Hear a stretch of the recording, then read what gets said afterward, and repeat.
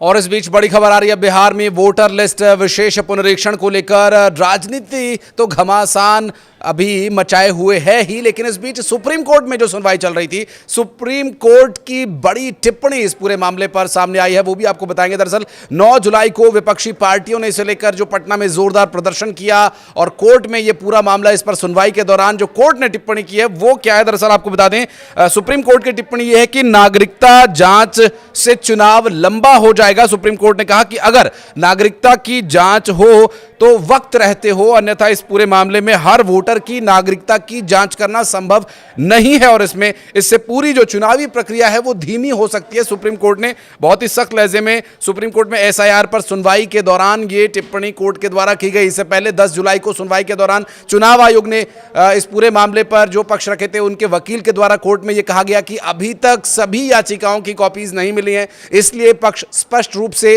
रख पाना मुश्किल हो रहा है। लेकिन आज कोर्ट ने सभी तथ्यों के आधार पर जो टिप्पणी की है, निश्चित रूप से यह विपक्षियों के लिए एक बड़ा झटका भी हो सकती है। याचिकाकर्ताओं की ओर से पेश हुए वकील गोपाल शंकर नारायण ने कहा कि वोटर लिस्ट रिवीजन का प्रावधान कानून में मौजूद है और यह प्रक्रिया संक्षिप्त रूप में या फिर पूरी लिस्ट को नए सिरे से तैयार करके भी हो सकती है। उन्होंने चुनाव आयोग पर सवाल उठाते हुए कहा था कि एक नया शब्द गढ़ दिया गया, स्पेशल इंटेंसिव रिवीजन। ये आयोग कह रहा है कि 2003 में ऐसा किया गया था, लेकिन तब मतदाताओं की संख्या काफ़ी कम थी। अब बिहार में 7 करोड़ से ज़्यादा वोटर्स हैं और पूरी प्रक्रिया को बहुत तेज़ी से अंजाम दिया जा रहा है। उनका कहना था कि चुनाव आयोग को ये अधिकार तो है, लेकिन प्रक्रिया कानून सम्मत होनी चाहिए, पारदर्शिता और व्यावहारिक भी होनी चाहिए, खासकर तब जब करोड़ों मतदाता को सूची में शामिल किया गया हो। आपको बता दें कि शंकर नारायण ने कहा कि जब 7 करोड़ लोग मतदाता सूची में हैं तो इतनी बड़ी प्रक्रिया को तेजी से और जल्दबाजी में अंजाम दिया जा रहा है, जो कि एक चिंता का विषय है। दरअसल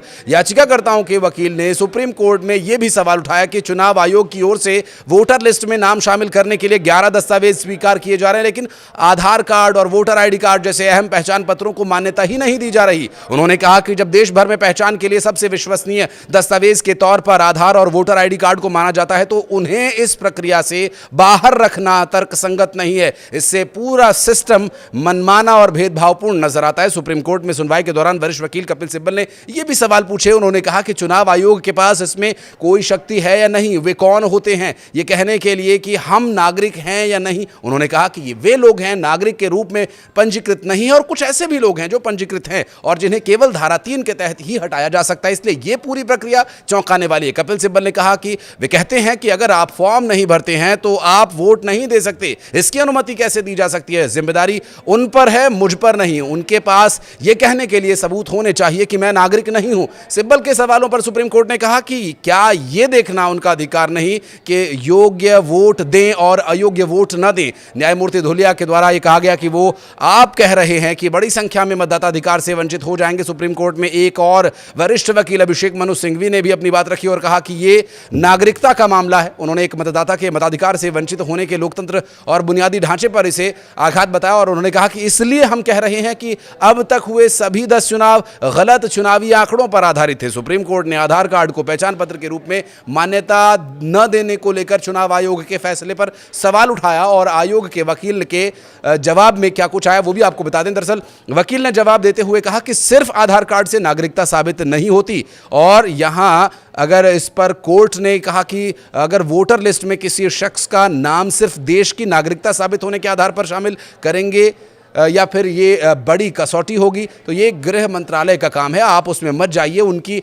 अपनी एक प्रक्रिया है और फिर आपकी इस कवायद का कोई औचित्य नहीं। तो विपक्षियों के द्वारा प्रदर्शन किया गया, बहुत बड़ा एक बंद बुलाया गया, बहुत ही राजनीतिक स्तर पर उठापटक भी देखने को मिली, लेकिन सुप्रीम कोर्ट की इस टिप्पणी से कि ये जो एसआईआर का मामला है, इस पूरे मामले में कोर्ट का जो रुख रहा है चुनाव आयोग को लेकर के और जो विपक्षियों की तरफ से आरोप लगाया गया उस पर अब विपक्षियों के लिए एक बड़ा झटका कहा जा सकता है। चुनाव आयोग के वकील ने कहा कि आप एपी एक्ट में भी नागरिकता का प्रावधान है और इस पर कोर्ट ने कहा कि आपको अगर ये करना है तो फिर इतनी देरी क्यों, ये चुनाव से ठीक पहले नहीं होना चाहिए। विपक्षी दलों और एडीआर की ओर से दायर की गई याचिकाओं को सुप्रीम कोर्ट ने सुनवाई के लिए स्वीकार कर लिया था और इन याचिकाओं में 5 बड़े सवाल भी उठाए गए थे। बहरहाल कोर्ट की तरफ से की गई इस ताज़ा टिप्पणी के मामले में अब देखना यह होगा कि विपक्षियों की तरफ से अब क्या सवाल उठाए जाते हैं। वर्तमान परिस्थितियां चुनाव को लेकर के बिहार में पूरी तरह से राजनीतिक हैं और इस वक्त सियासी जो सरगर्मी है बिहार में चरम पर है। अब देखना यह होगा कि कोर्ट की इस टिप्पणी के बाद विपक्ष के पास क्या रास्ता बचता है।